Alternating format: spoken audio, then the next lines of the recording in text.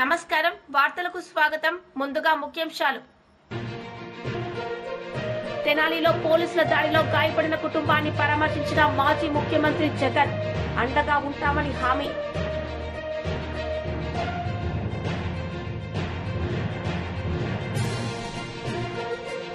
మంత్రి జూపల్లి కృష్ణారావు మీడియా సమావేశం పలు అంశాలపై వివరణ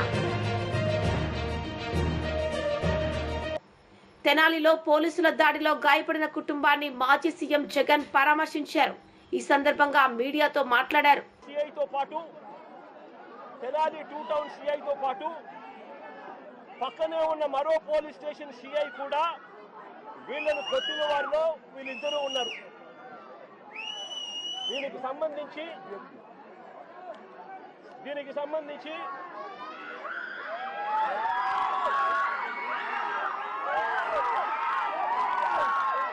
ఆ రోజు అతి కిరాతకంగా నడి రోడ్డు మీద అతి కిరాతకంగా నడి రోడ్డు మీద వీళ్ళ పరువు ప్రతిష్టను తీస్తూ నడి రోడ్డు మీద అతి కిరాతకంగా పోలీసులు కొట్టిన తీరు ఇది.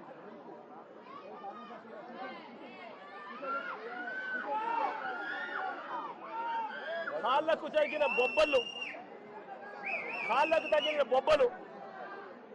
కాళ్ళ మీద కొడితే కాళ్ళకు తగిలిన బొబ్బలు చూడండి ఎంత దారుణంగా ఉన్నాయో.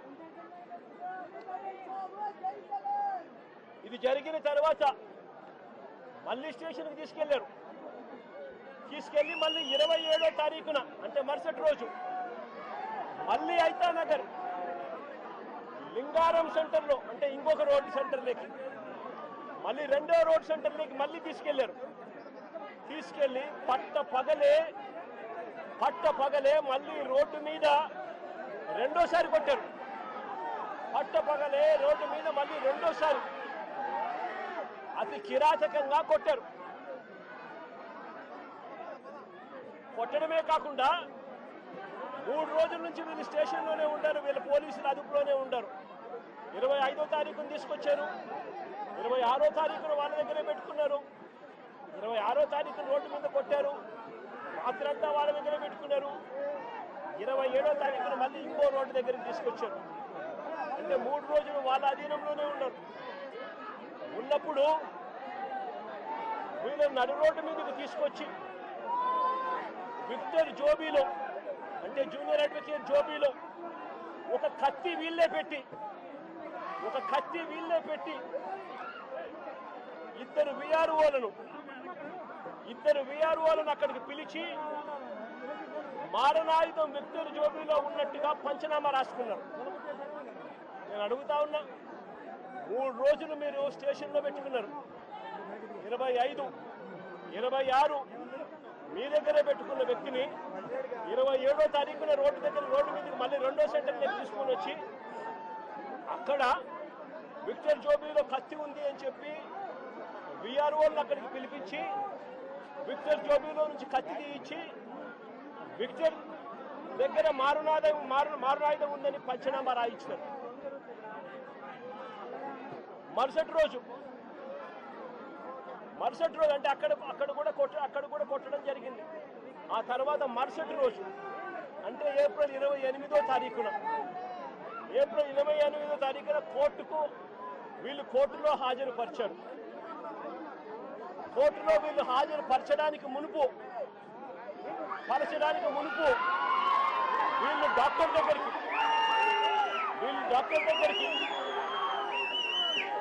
తీసుకొని పోయి డాక్టర్ దగ్గర వీళ్ళు మంత్రి జూపల్లి కృష్ణారావు మీడియా సమావేశం నిర్వహించారు. సందర్భంగా ఆయన మాట్లాడారు. నమస్తే తెలంగాణలో అంటే ఒక మహిళ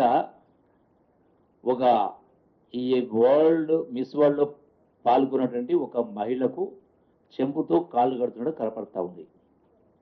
నేను దాచిపెడతలేను. మొత్తంగా అక్కడికి 33 మంది వెళ్తే 32 మంది వాళ్ళ కాళ్ళు వాళ్ళే గడుక్కున్నారు. ఎవరు అడగలే.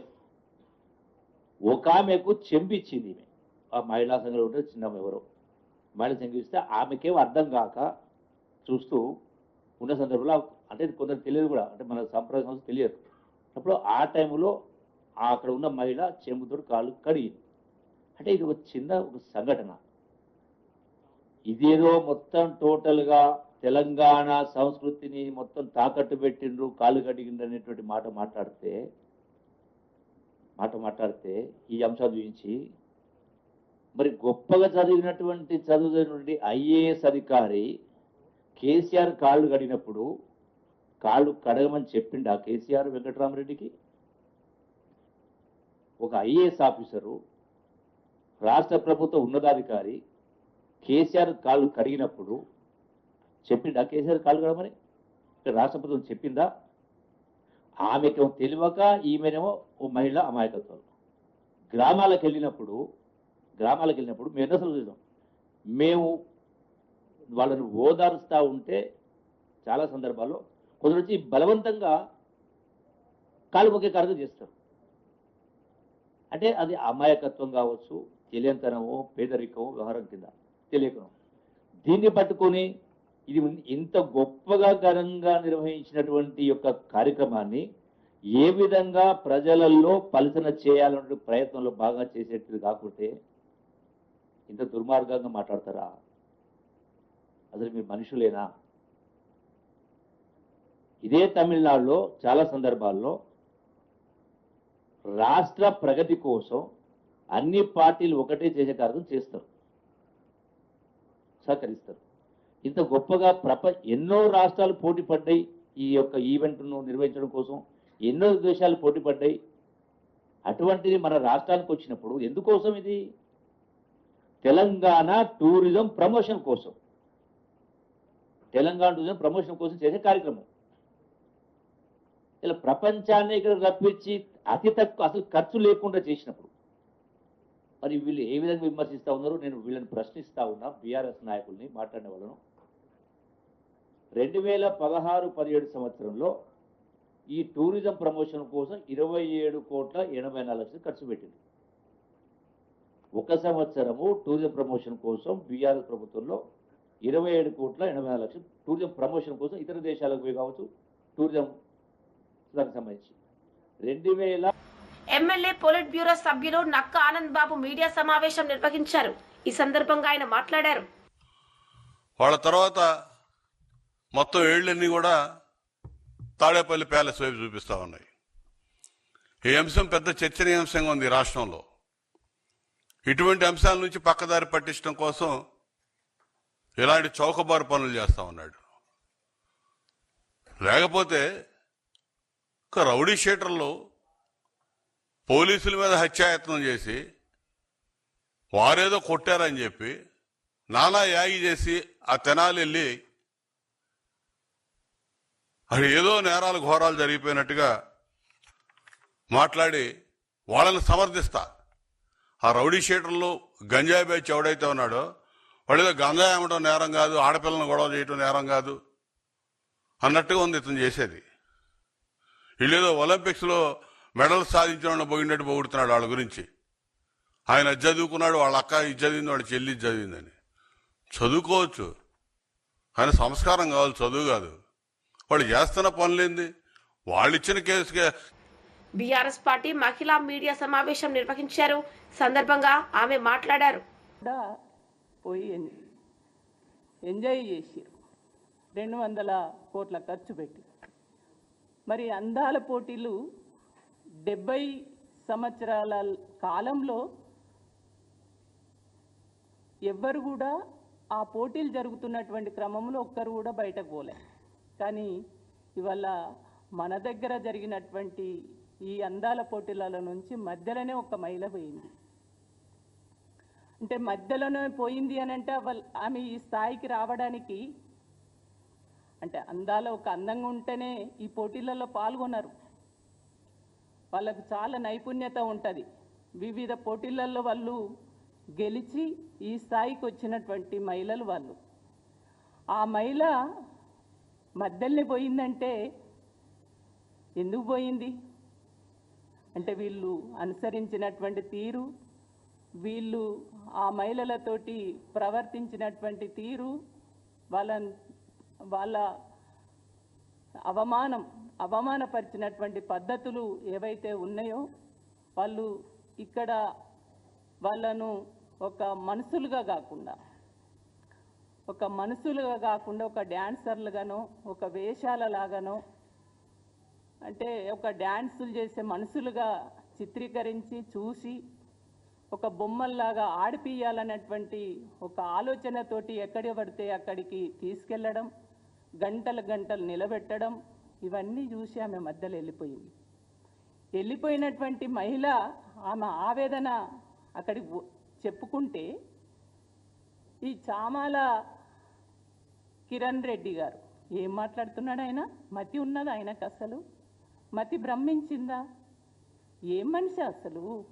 ఒకవైపేమో అందాల పోటీలను పెట్టి ఈ భారతదేశ మహిళలను, తెలంగాణ మహిళల్ని అవమానపరిచిర్రు. తెలంగాణ పరువు, భారతదేశ పరువు, భారతదేశ ప్రజల పరువు తీసిర్రు. అది పోయి దాని గురించి ఆలోచించకుండా ఎక్కడో ఈ మధ్యలో పోయినటువంటి మహిళ ఆమె పడ్డ బాధలు, ఆమె పడ్డ అవమానాలు అక్కడ చెప్తే బీఆర్ఎస్కు సంబంధం అంటాడు. అంటే ఈయనకు మతి ఉంది అంటే మేము ఆమె దగ్గరికి పోయి మేము మాట్లాడిస్తామా? సిగ్గుండి మాట్లాడుతుండా? సిగ్గు లేకనా? మతి ఉండా? మతి లేక మాట్లాడుతున్నాడా? ఎంత ఆశ్చర్యం అంటే, వాళ్ళు ఎంత ఘోరంగా ఉన్నదంటే, ఒక మహిళ ఆమె ఇక్కడ అందాల పోటీలలో పాల్గొనడానికి వచ్చింది. ఎంతమంది పురుషులు ఉన్నారు చూడండి. ఆమె చెయ్యి ఎట్లా పట్టుకుంటారండి? ఆ చెయ్యి పట్టుకోవచ్చా? చెయ్యి పట్టుకొని ఆమె ఆ ముఖం కవలికలు చూడండి ఎట్లా ఉన్నాయో, వణుకుతున్నట్టు, భయపడుతున్నట్టు, ఫ్రీగా ఉన్నదా ఆమె? ఇది ఇక్కడ వాళ్ళ ప్రవర్తించినటువంటి తీరు. ఇంకొకటి, రియల్ ఎస్టేట్ ఆఫీసుల చుట్టూ తిప్పడం. రియల్ ఎస్టేట్ ఆఫీసుల చుట్టూ తిప్పి గంటలు వాళ్ళను నిలబెట్టి తమాషా చూడడం. ఇక్కడ మీరు 200 కోట్లు ఖర్చు పెట్టి అందాల పోటీలు పెట్టి చేసిన నిర్వాకం, ఇది వాళ్ళ పరిస్థితి. ఇదే కాదు, మాజీ మంత్రి అంబటి రాంబాబు మీడియా సమావేశం నిర్వహించారు. సందర్భంగా ఆయన మాట్లాడారు. కూడా పాల్గొన్నాం, ఫైట్ చేశాం, అయినా చంద్రబాబు నాయుడు గారు చేయలేదు. అది వేరే అంశం. నేను ఇక్కడ మీకు గుర్తు చేస్తున్నా, ఉద్యమం చేసినప్పుడు ముద్దగడ పద్మనాభం గారు ఒక పిలుపు ఇచ్చారు, పళ్ళేలు కొట్టండి అని. గ్రామాల్లో సైతం కాపులు పళ్ళేలు కొడితే కేసులు పెట్టారు. తుని బహిరంగ సభకు పిలుపునిస్తే ఇక్కడ నుంచి బయలుదేరి వెళుతుంటే వారి మీద నోట్ చేసుకుని కేసులు పెట్టారు చంద్రబాబు నాయుడు గారి ప్రభుత్వంలో. కొన్ని వందల వేల కేసులు కాపుల మీద పెట్టారు. తర్వాత తునిలో బహిరంగ సభ జరిగింది. పెద్ద ఎత్తున కాపు సమాజం అంతా వచ్చింది. కాపుల్ని బీసీలో చేర్చాలని గర్జించింది. అక్కడ ఒక సంఘటన జరిగింది. రత్నాచల్ ఎక్స్ప్రెస్ ఆ బహిరంగ సభకు దగ్గరలోనే ఉన్న ట్రాక్ మీద కాలిపోయింది, దహనం అయింది. అది కాపులే తగలబెట్టారు అని చంద్రబాబు నాయుడు గారి ప్రభుత్వం కేసు పెట్టింది. ముద్దగడ పద్మనాభం గారి మీద కేసు పెట్టింది. ఆయన కాక 40 మంది మీద కేసు పెట్టింది. సరే, బాగానే ఉంది. ఆ తర్వాత వస్తా. ఆ తర్వాత ముద్దగడ పద్మనాభం గారు నిరాహార దీక్ష చేస్తుంటే ఆయన ఇంటి తలుపులు పగలగొట్టి తీసుకొచ్చి ఆసుపత్రిలో పెట్టారు. ఇవాళ కూడా మనం చూస్తున్నాం కదా, అరెస్ట్ చేస్తే ఎవరు మాట్లాడడానికి వీల్లేదు, ఎవరు కలవడానికి వీల్లేదని ఈ విధంగా ఆంక్షలు పెట్టి వాళ్ళ వైఎస్ఆర్ కాంగ్రెస్ పార్టీ నాయకులు అరెస్ట్ చేసినప్పుడు వేధిస్తున్నారు. ఆ రకంగా ముద్రగడ పద్మనాభం గారికి పేపర్ కూడా వెళ్ళలేదు, సెల్ కూడా మాట్లాడనివ్వలేదు, టీవీ కూడా చూడనివ్వలేదు. అలా నిర్బంధిస్తే కుమిలిపోయాడు. నేనప్పుడు గుర్తు చేస్తున్నా, హోటల్ హయత్ హైదరాబాద్లో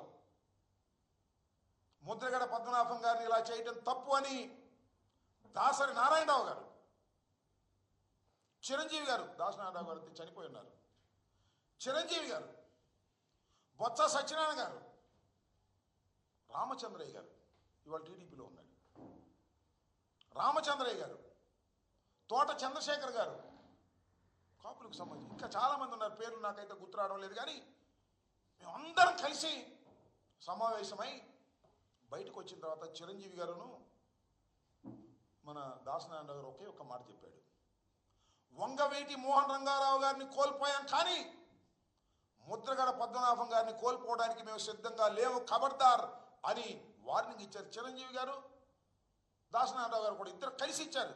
ఒకసారి చూసుకోండి యూట్యూబ్లోకి వెళ్ళి.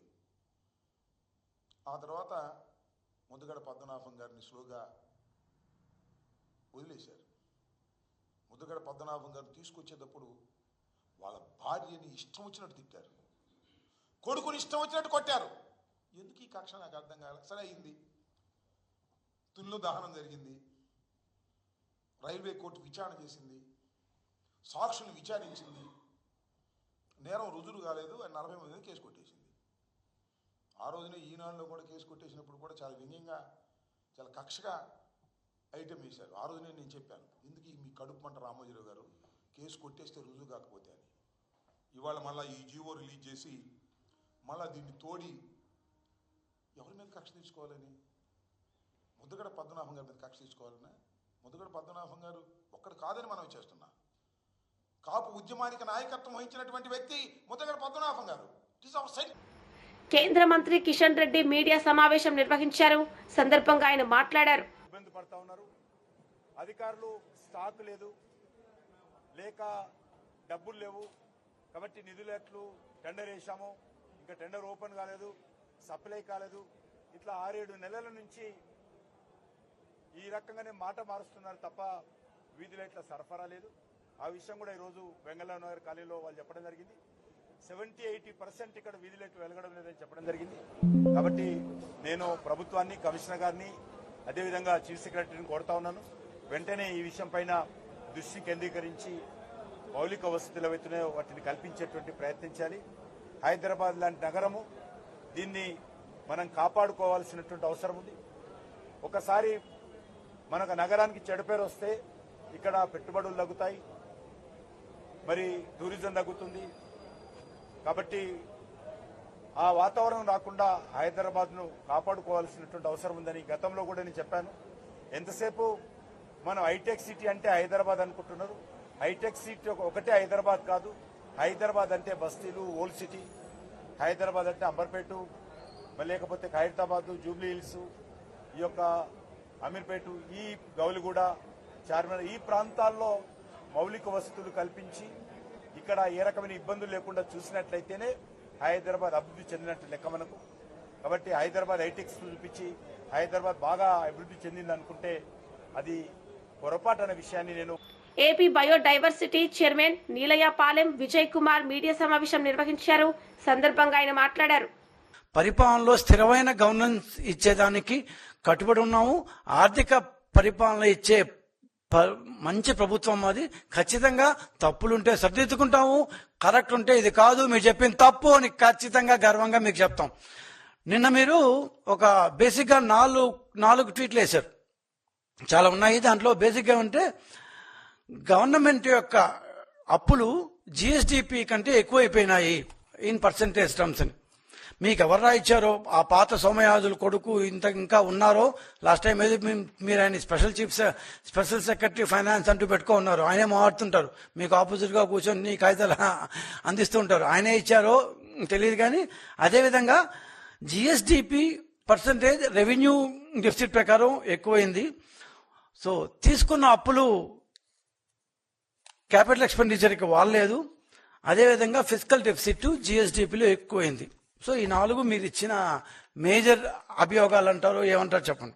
ఓకే, మొట్టమొదటిగా జగన్మోహన్ రెడ్డి గారు స్పష్టంగా ఒక్క విషయం మాట్లాడుకుందాం.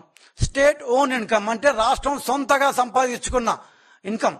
రాష్ట్రం సొంతగా సంపాదించుకున్న ఇన్కమ్ ప్రకారం చూస్తే 2024 జూన్లో మీరు మాకు అధికారం అప్పగించేసి వెళ్ళిపోయిన టైం నుంచి మొన్న మార్చి పూర్తయిన దాకా ఈ 10 నెలల్లో ఇంకా చెప్పాలంటే ఏప్రిల్ మేలో మీరే అధికారంలో ఉన్నారు.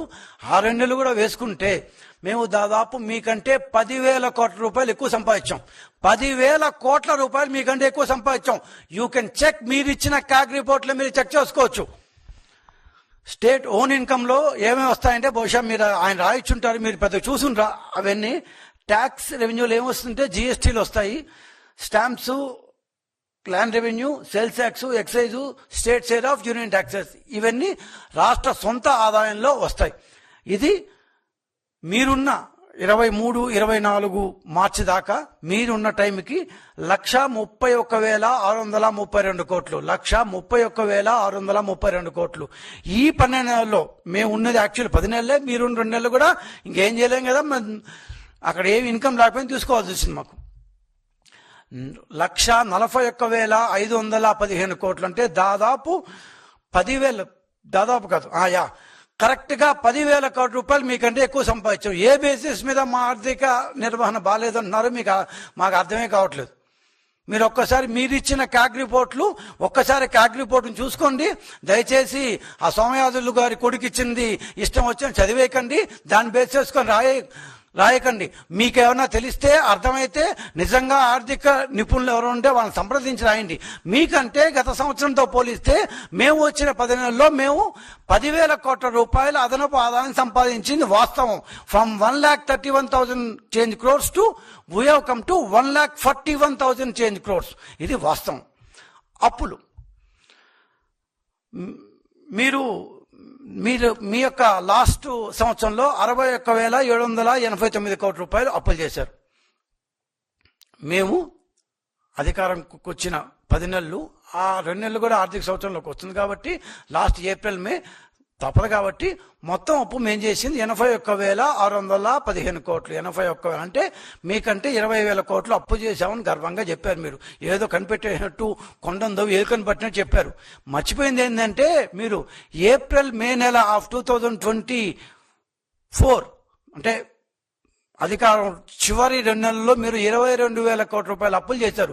పోతూ పోతూ మనం అధికారం రాము కదా, ఎంత అయితే అంత చేసేస్తామని 2 నెలల్లో 22,000 కోట్ల రూపాయలు అప్పులు చేశారు.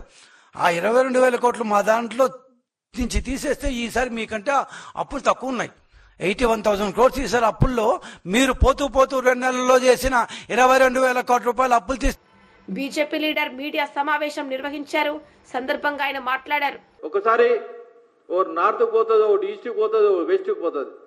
ఒక ఎస్టీపీ ప్లాంట్ కట్టిరనుకో ఎక్కడ ఏ మూలకైనా గ్రావిటీ ఆఫ్ వాటర్ అక్కడ పోతూ ఉంటుంది. ఆ వాటర్తో ట్రీట్మెంట్ చేస్తూ ఉంటాం. ఆ వాటర్తో చెట్లు పెంచడానికి ఆస్కారం ఉంటుంది. ఆ వాటర్తో పొల్యూషన్ తగ్గడానికి ఆస్కారం ఉంటుంది. ఆ వాటర్తో ఏదైతే ఇప్పుడు వ్యవసాయదారులు ఉన్నారో మందులు యూటిలైజ్ చేయకుండా దీంతో మనం యూటిలైజ్ చేయడానికి ఆస్కారం ఉంటుంది.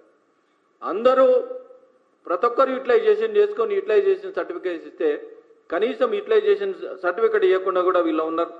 కనీసం ఈ 12 నగరాలు ఏదైతే ఎంపిక చేసిరో ఆదిలాబాద్, మన కార్పొరేషన్ కరీంనగర్, ఖమ్మం, మహబూబ్ నగర్, మిర్యాలగూడ, నల్గొండ, నిజామాబాద్, రామగుండం, సిద్దిపేట్, సూర్యాపేట్, వరంగల్, ఈ 12 నగరాల్లో ఈ ప్రవేశపెట్టిన తర్వాత కూడా మొన్న మున్సిపల్ 66 అక్కడ అమౌంట్ కరెక్ట్ వర్కులు కంప్లీట్ కాలే. అదేవిధంగా రెండో పథకం కింద 12 మున్సిపల్ కార్పొరేషన్లు 66 ప్రాజెక్టులు వీళ్ళు స్టార్ట్ చేశారు. 833 కోట్లు ఇచ్చిన తర్వాత ఫేజ్ 2 కింద కూడా 143 మున్సిపాలిటీల్లో మున్సిపల్ కార్పొరేషన్లో 2,870 కోట్లు కేంద్ర ప్రభుత్వం ఖర్చు చేసింది. అయినా కానీ ఇంతవరకు ఎక్కడ నేను ఇప్పటికైనా డిమాండ్ చేస్తా ఉన్నా, మీ భారత్ ఏదైతే చేస్తా ఉన్నారో ముందు ల్యాండ్ అలొకేషన్ చేయండి. ఏదైతే గవర్నమెంట్కి అవసరాలు ఉన్నాయో అవసరానికి బట్టి స్కూల్స్కైనా, కాలేజీలకైనా, హాస్పిటల్స్కైనా ముందు ఎస్టీపీ ప్లాంట్స్ దీనికైనా ఏది డంప్ యార్డ్లకైనా అవి చేస్తే ఏంటంటే రాబోయే రోజుల్లో ఎన్ని తరాలకైనా ఒక్కసారి అండర్ గ్రౌండ్ డ్రైనేజ్ చేసిన తర్వాత మీ రోడ్స్ రిపేర్ చేయడానికి అవసరం ఉండదు, రోడ్స్ వేయడానికి అవసరం ఉండదు. దీనికి రోడ్స్కి అమౌంట్ వస్తూ ఉన్నది, దీనికి అమౌంట్ వస్తూ ఉన్నది. మళ్ళా రోడ్లు డిగ్గింగ్ చేసి మళ్ళా డబ్బులు సంపాదించుకుంటా ఉన్నారు. ఈ విధంగా మేము డిమాండ్ చేసేది ఏంటంటే భారతీయ జనతా పార్టీ తరఫు నుండి మీరు చిత్తశుద్ధితోని ఇది అలొకేషన్ చేయాలని డిమాండ్ చేస్తా ఉన్నాం. అదేవిధంగా ప్రధానమంత్రి ఆవాస యోజన కింద ఇప్పటి వరకు ఎన్ని ఇళ్ళు ఇచ్చినామంటే దేశం మొత్తం మీద 4 కోట్ల ఇండ్లు ఇవ్వడం జరిగింది. మొన్న ప్రధానమంత్రి వార్తలు ముగించే ముందు ముఖ్యాంశాలు మరోసారి. తెనాలిలో పోలీసుల దాడిలో గాయపడిన కుటుంబాన్ని పరామర్శించిన మాజీ ముఖ్యమంత్రి జగన్, అండగా ఉంటామని హామీ.